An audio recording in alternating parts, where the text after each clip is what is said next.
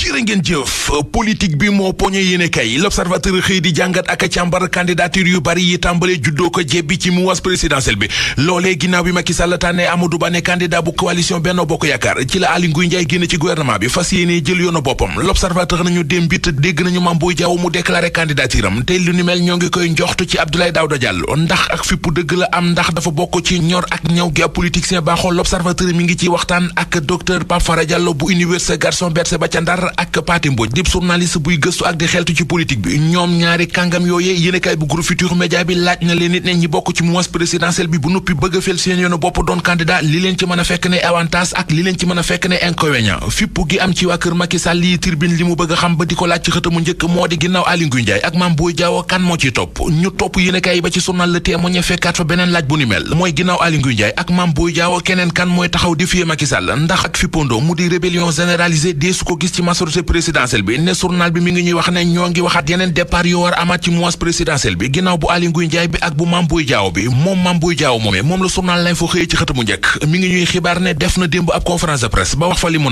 nar mooy samp am dëndëm doon candidat suubu ci élection présidentielle yi 2024 yi Sud Quotidien ñu digg wi ñu rëddoon ne bu ko kenn jéggi mu di ligne rouge bi Mame Boye Diao jéggi na ko Vox Populi gis ne moom Mame Boye Diao mi ngi bëgg a tege ci yoon wu bari